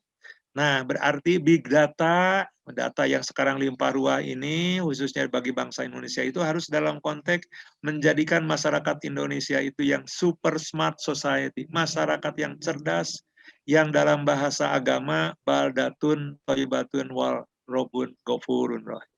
Mungkin itu catatan singkat saya, jadi mudah-mudahan kita diberi kekuatan, diberi petunjuk oleh Allah SWT, oleh Tuhan Yang Maha Kuasa, agar kita generasi muda, kalian bisa melaksanakan tugas yang terbaik, bagi generasi tua seperti Bapak, bisa mengantarkan generasi muda ini kepada gerbang kehidupan masa depan yang lebih optimal. Mungkin itu, terima kasih. Wassalamualaikum warahmatullahi wabarakatuh. Waalaikumsalam warahmatullahi wabarakatuh. Terima kasih Pak Adianto. Ya. Terima kasih, luar biasa sekali kita aturkan kepada narasumber kita, Bapak Profesor Dr. Din Wahyudin, yang telah menyampaikan bagaimana peran kita sebagai generasi milenial dalam menyikapi perkembangan teknologi di masa sekarang dan masa depan, termasuk juga sebagai kita calon pendidik, calon guru PAI yang akan nantinya mengajar generasi yang lebih muda lagi, yaitu generasi alpha dan generasi-generasi seterusnya. Tentunya kita memerlukan keahlian dan mempersiapkan kompetensi secara bijak dan juga harus selektif dalam mempergunakan teknologi yang berkembang ini. Untuk selanjutnya kita buka sesi tanya jawab.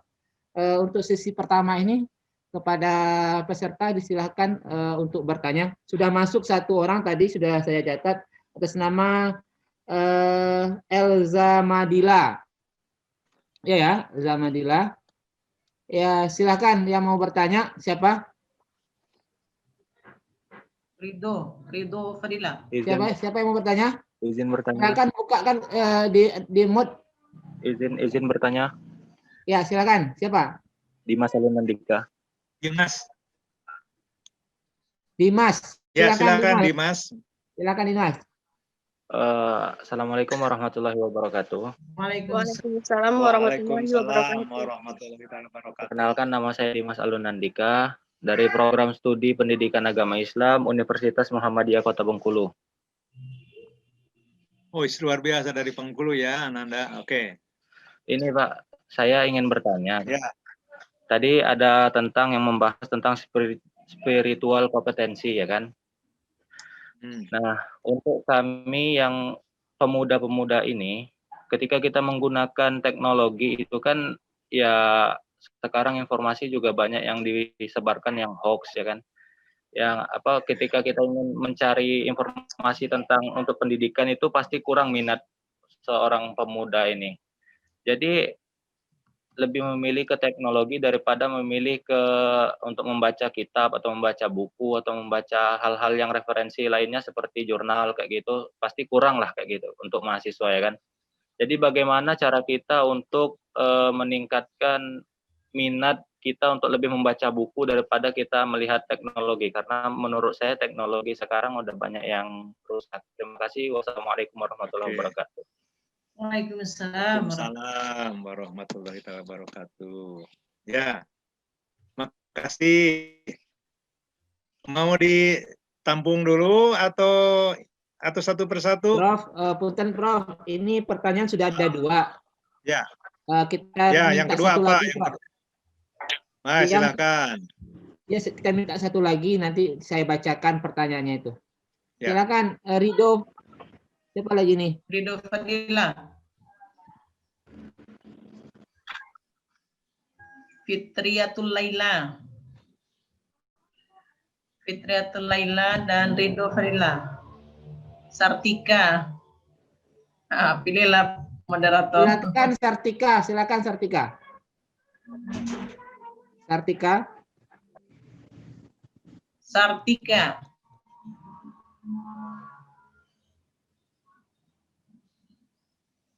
Ridho Fadila. Ridho ada, silakan Ridho atau Sartika. Baik, terima kasih Pak. Ya, silakan Ridho. Nih. Assalamualaikum warahmatullahi wabarakatuh. Waalaikumsalam. Perkenalkan Pak, nama saya Muhammad Ridho Fadilah dari Prodi Pendidikan Agama Islam Lokal B semester 1 Pak. Ingin bertanya Pak. Tadi Bapak menyebutkan tentang revolusi industri 4.0 Pak, yang dimana pengertiannya merupakan fenomena yang mengkolaborasikan teknologi cyber dan teknologi otomatis. Konsep penerapannya berpusat pada konsep otomatis yang dilakukan oleh teknologi tanpa memerlukan tenaga kerja manusia dalam proses pengaplikasiannya Pak. Nah lalu Pak, bagaimana dengan kami tamatan 2024 nanti Pak, insya Allah mencari lapangan pekerjaan jika semuanya telah memakai tenaga robot dan mesin Bapak. Sekian Bapak, terima kasih. Assalamualaikum warahmatullahi wabarakatuh. Waalaikumsalam warahmatullahi wabarakatuh. Ya, oke. Sudah 2 orang ini.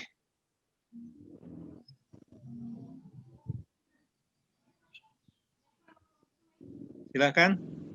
Ini saya bacakan. Di era yang ketiga. Di era milenial ini, bagaimana cara kita lebih tanggap dan kritis dalam menghadapi situasi yang sering terjadi saat ini? Ya. Mungkin langsung saja. Dari siapa itu namanya? Namanya ya, Elza Madila. Oke, baik. Terima kasih. Ini ada 3 orang lah, cukup ya mewakili audiens partisipan yang lain. Tapi informasinya cukup bagus, pertanyaannya, dan ini sangat bermanfaat lah kita diskusikan bersama ya. Yang pertama ini dari Dimas ini. Dimas tentang Ya, ini tentang teknologi ya, tentang minat, tentang bagaimana kecenderungan kita dalam menjadikan teknologi ini. Ada kecenderungan mahasiswa kita ini kalau yang sifatnya rekreatif senang, gitu. Kalau toh teknologi yang rekreatif itu senang. Tapi kalau teknologi untuk kemampuan peningkatan keilmuan tadi diduga kurang berminat, sehingga apa yang harus dilakukan?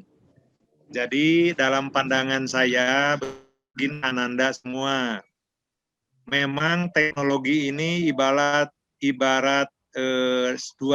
dua sisi gitu ya, yang harus kita seimbang memanfaatkannya. Pertama, teknologi itu dengan big data, itu data baik, data kurang baik itu ada. Nah, oleh sebab itu perlu pertahanan diri kita. Pertahanan diri pribadi. Jadi kita harus bisa melakukan suatu proteksi diri kita, apalagi mahasiswa itu kan sudah dewasa lah begitu. Kalau kalian memanfaatkan teknologi untuk kepentingan yang kurang bagus, misalnya membaca berita-berita ataupun gambar-gambar yang tidak senonoh kan gitu ya, itu kan racun gitu ya. Racun. Jadi jangan dibiasakan melakukan itu, karena proteksinya ada di diri sendiri. Selain memang pemerintah melalui sistem IT ada suatu proteksi yang terus-menerus, kalau ada materi yang tidak boleh ada milik publik itu biasanya di-ban, dicoret lah misalnya, dihapus. Itu upaya pemerintah, tetapi datangnya dari pribadi itu lebih kuat. Jadi Dimas, dalam tahapan Bapak, sekarang ini, belajar agama melalui teknologi juga banyak. Coba buka Google tentang misalnya gitu ya, tentang, Bapak juga baca Google itu, tentang pemuda versi Islam, wah ratusan topik itu. Jadi dibuka Google, topiknya tulis, mau bahasa Indonesia, mau bahasa Inggris, nanti ada. Ya, malah disitulah kita dituntut untuk kemampuan literasinya. Jadi kemampuan literasi teknologi, literasi TIK itu seiring sejalan dengan pemahaman kita. Jadi kalau seseorang generasi muda ada berita hoax dan langsung cepat disebarluaskan, itu sebetulnya literasi orang yang menyebarluaskan hoax itu literasinya rendah. Karena dia tidak punya proteksi diri. Dia dalam pikirannya, wah ini berita bagus nih, saya akan tenar ini karena saya yang pertama menyebarkan berita aneh ini. Nah, ini artinya literasi Anda itu rendah sebetulnya. Mari kita tingkatkan literasi kita ini dengan pengetahuan supaya kita tidak menyebarkan hoax itu. Minimal diri sendiri tidak. Nah, ini contohnya. Siapa yang bisa melakukannya? Ya, selain kita baca-baca tentang undang-undang IT, tentang adab beretika, tentang TIK, ini semua akhirnya akan menentukan diri kita, apakah kita nanti akan terbawa arus karena teknologi ini membawa arus negatif, aura negatif, atau sebaliknya melalui teknologi kita bawa diri kita ini kepada aura yang positif. Kalau ingin jadi kiai dengan teknologi ya baca-baca, di situ banyak sekarang belajar agama, belajar Al-Quran, lihat hadis, lihat sejarah melalui Google. Jadi Google ini luar biasa. Saya ingin mendoakan karena Google itu dikirimi oleh semua kita. Jadi Google itu sukarela. Jadi kalau ada misalnya saja Mas Antoni atau Kang Dimas ini punya 5 menit program video buatan sendiri dan menurut kita bagus, uploadkan itu. Jadi dengan diuploadkan dibaca orang gitu ya. Nah, dalam bahasa agama, itu yang seperti disampaikan oleh Rasulullah. Ada 3 hal amal soleh ibadah kita yang walaupun kita wafat itu akan terus mengalir. Pertama, anak yang soleh, jadi bagi generasi muda yang belum nikah, ya suatu saat didoakan oleh Bapak punya anak yang soleh. Yang kedua, ilmu yang bermanfaat. Jadi kalau kalian punya ilmu sedikit, ada materi upload dari main di Zoom, misalnya tentang bagaimana belajar sholat misalnya, bagus, nah, uploadkan itu. Kita wafat, Zoom ini apa namanya di internet itu kan lekang waktunya akan dipakai oleh digunakan banyak orang, kita wafat itu mengalir itu kebaikannya. Jadi artinya ya sekalian juga menjawab kepada teman-teman tadi yang berikutnya karena ini semuanya tentang TIK, artinya kita tingkatkan kemampuan TIK. Tingkatkan pertahanan diri kita. Mau terbawa arus jelek, aura jelek atau aura baik gitu ya. Sudah barang tentu proteksi kita, harapan kita semua kalian memanfaatkan teknologi untuk aura baik gitu. Karena kontrolnya bukan dari orang tua, dari dosen, tidak mungkin. Kontrolnya harus datang dari sendiri. Jadi self-evaluation-nya, self-protection-nya itu yang kuat. Diyakinkan itu. Ya. Nah, kemudian juga ini kan berkaitan dengan Mas Ridho juga ini tentang robot. Ya, memang ke depan akan ada bagian pekerjaan yang dilakukan oleh robot. Sekarang pun sudah robot untuk kesehatan. Jadi dibuatlah robot untuk membantu penderita COVID. Nah, itu membantu. Sehingga petugas kesehatan relatif terbantu, tidak tertular karena robot kan tidak bisa ditulari COVID, kan itu bermanfaat. Nah, itu dalam konteks seperti itu kan tidak menjadi pesaing, tidak ada bidan, tidak ada perawat. Jadi akan ada distribusi mana yang oleh robot, dan kita jangan, masa kita kalah bersaing, kita membuatan Allah. Kalau robot membuatan manusia, sepandai-pandainya robot tidak mungkin mengalahkan manusia. Tetapi manusia yang harus kita juga meningkatkan pengetahuannya, meningkatkan keterampilannya. Jadi jangan lebih pandai dari robot tadi, kira-kira begitu tantangannya. Tidak akan kalah bersaing lah. Malah menjadikan robot itu sebagai mitra kita. Ada seorang penulis yang saya kutip begini, teknologi termasuk di dalamnya robot is not to replace, tidak untuk menggantikan guru. Jadi hadirnya teknologi tidak untuk menggantikan guru, menggantikan dosen, tetapi melalui dosen yang luar biasa, melalui guru yang luar biasa, guru yang kreatif, menjadikan teknologi tadi, menjadikan pembelajaran itu lebih bermakna. Karena dosen, guru menggunakan teknologi dan menyenangkan gitu ya. Itulah yang harapannya.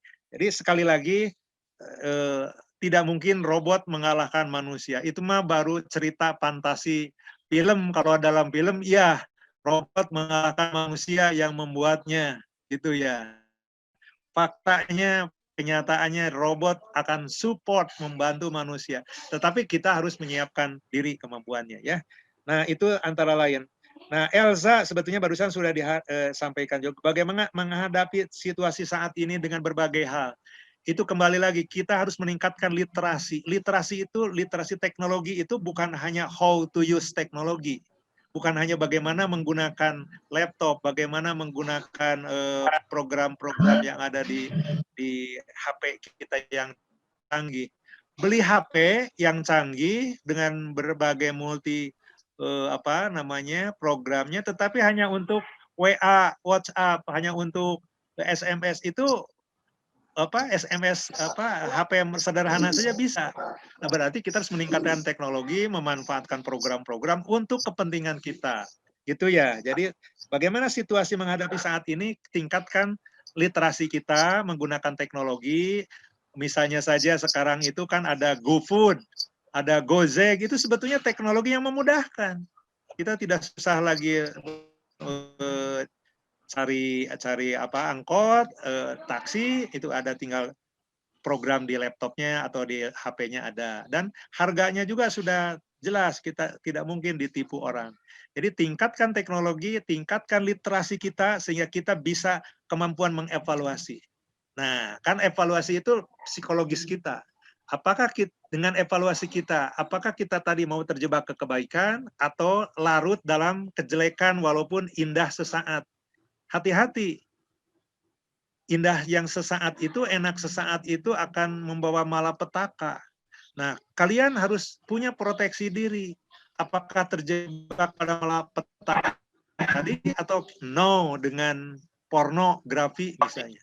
Artinya kita tolak kalau ada yang datang atau tidak terbuka, apa namanya, tidak disengaja buka misalnya.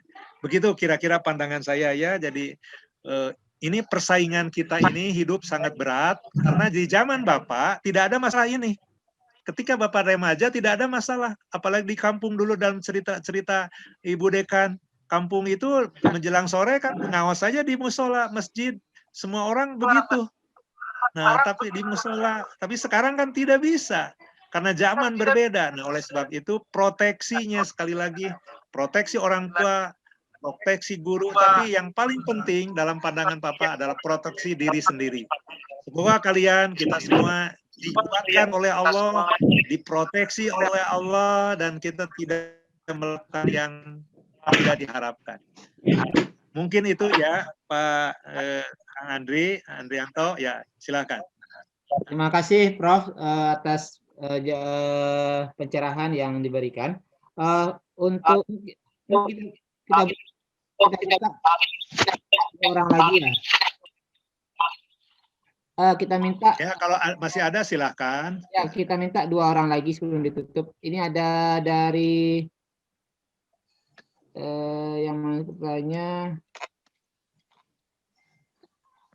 Fitratul Laila. Fitratul Laila ada?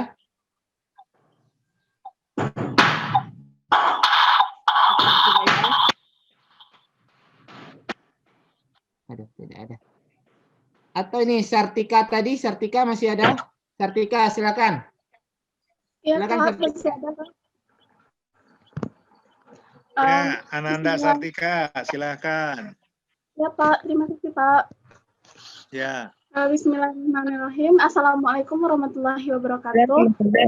Assalamualaikum warahmatullahi wabarakatuh. Baik, Pak. Saya akan bertanya. Saya ingin bertanya.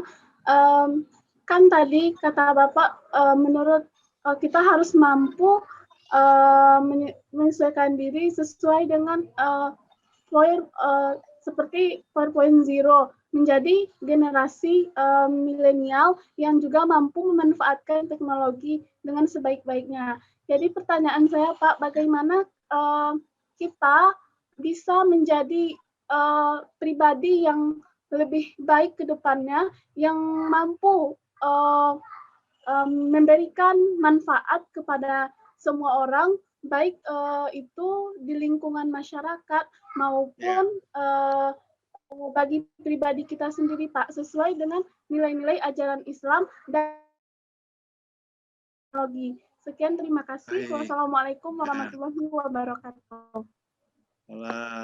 Terima kasih. Terima kasih nih Ananda, Sartika. Terima kasih. Saya sudah catat ya. Ya, ada satu lagi ya, Prof. Boleh, Prof? Ya, silahkan. Fitratul, ya, mangga. Fitratul Laila. Ini ada nih.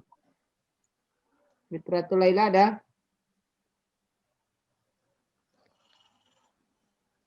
Oke, tidak ada. Ada lagi yang lain bertanya? Oke, tidak ada. Mungkin satu orang aja, Prof. Baik, terima kasih. Ini juga apa yang disampaikan oleh Sartika ini luar biasa ya. Sekali lagi, tantangan kita di abad 21 ini, khususnya generasi muda ini berbeda dengan tantangan waktu Bapak dulu jadi pemuda. Berat, ya, berat sekarang ini. Nah, tapi walaupun berat, jangan disikapi dengan putus asa. Nah, dari berbagai kajian, dengan ada 3 hal yang harus ditingkatkan kemampuan Ibu dan teman-teman ini ya. Pertama, yang paling utama dalam pandangan Bapak ini literasi manusiawi. Literasi manusiawi ini penting karena di dalamnya adalah literasi meningkatkan interaksi antar manusia. Kita berempati dengan orang, kita bisa berkomunikasi dengan orang, bisa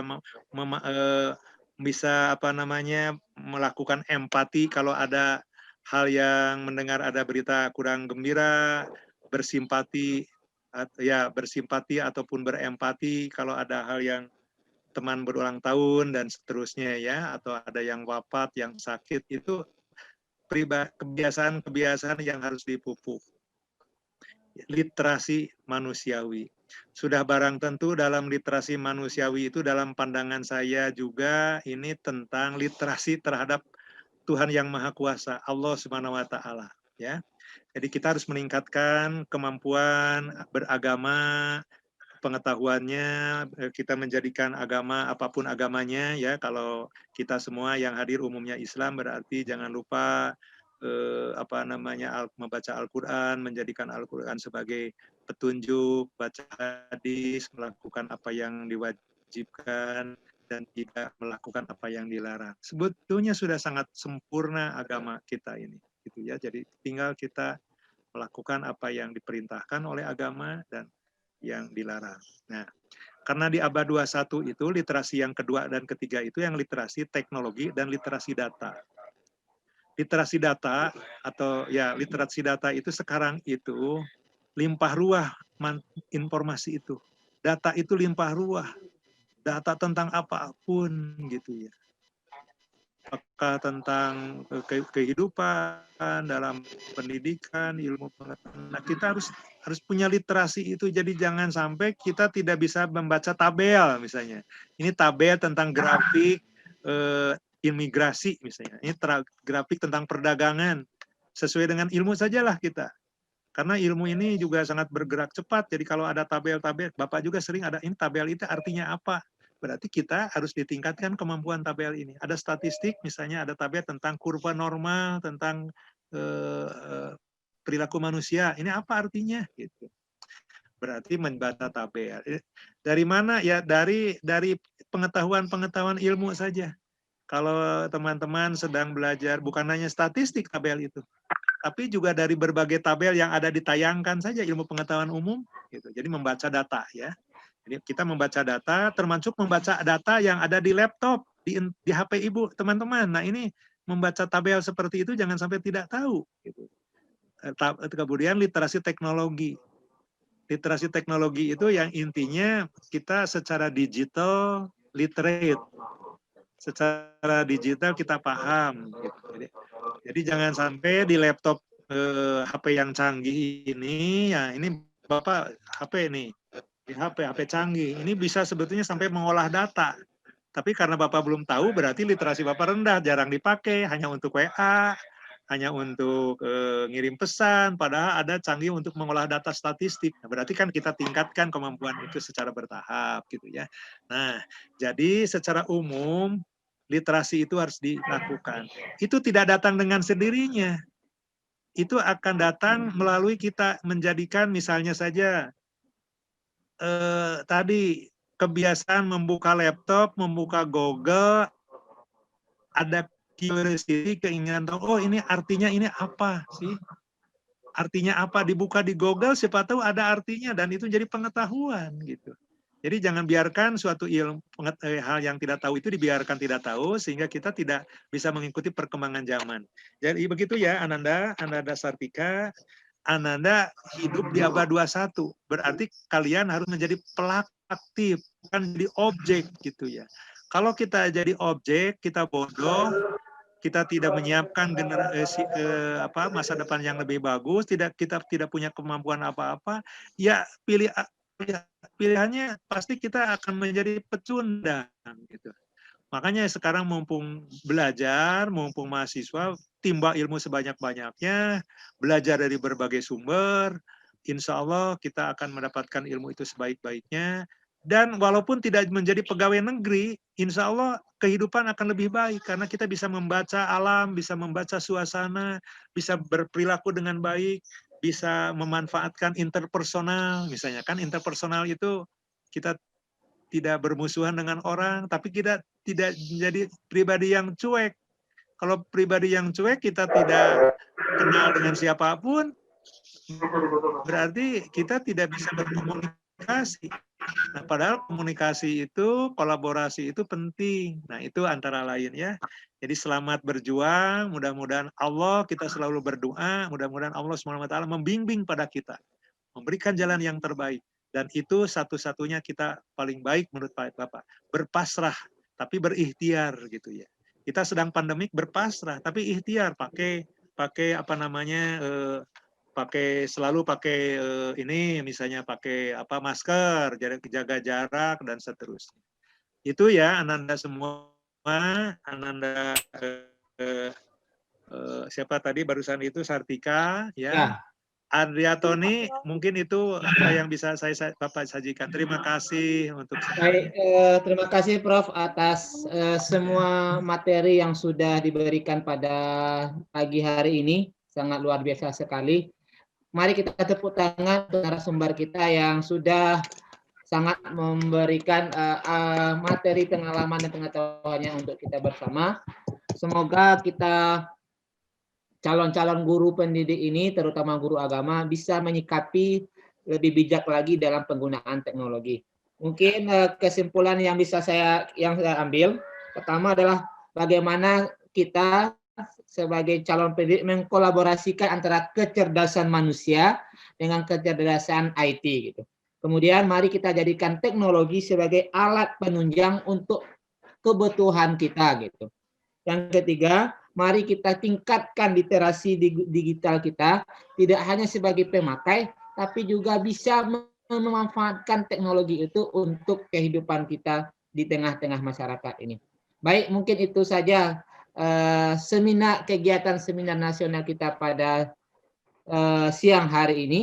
Sekali lagi kita mengucapkan ribuan terima kasih yang sebesar-besarnya kepada narasumber kita Bapak Profesor Dr. Din Wahyudin MA yang telah berkenan meluangkan waktunya untuk memberikan ilmunya di tengah-tengah kita. Akhir kata saya sebagai moderator mengucapkan ribuan maaf jika ada kata-kata saya yang salah, yang berkurang pada tempatnya. Sebelum kita tutup, kepada kita semua, terutama narasumber, jangan berkenan untuk berfoto bersama di adik-adik kita semuanya. Silakan kepada panitia, silakan panitia untuk memfoto, silakan. Siapa nih panitianya? Widya, siapa nih Widya? Halo Widya, siapa yang tukang fotonya? Pak, Iwin nggak tahu Pak Wid bukan panitia Pak. Aduh, oke, Bapak aja lah, Bapak aja. Oke, oke, bentar ya. Siap, foto, ya siap. Pak, buka kameranya Pak. Ya, buka kameranya semuanya.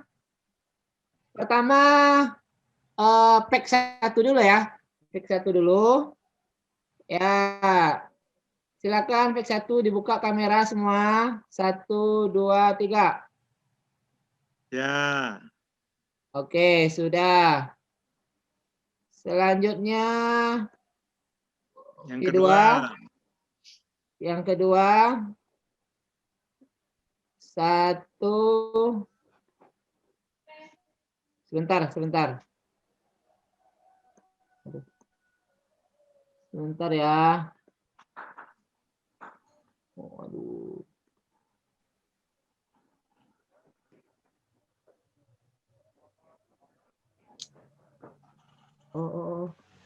Sesi 2.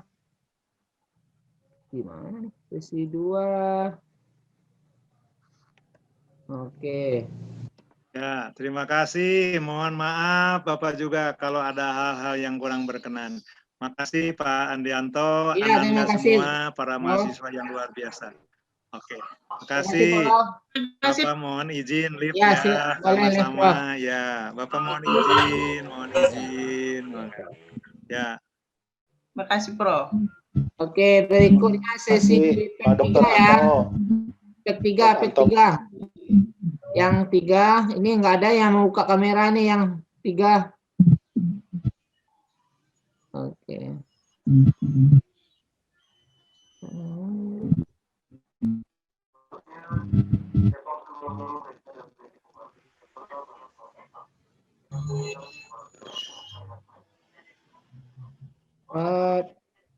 Empat.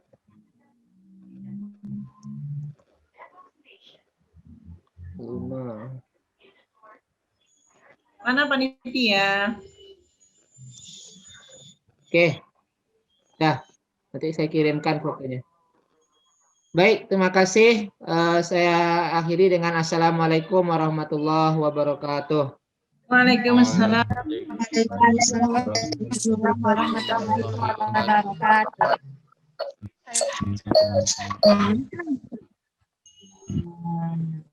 Ya, bagaimana? Boleh Ya. keluar, Bu.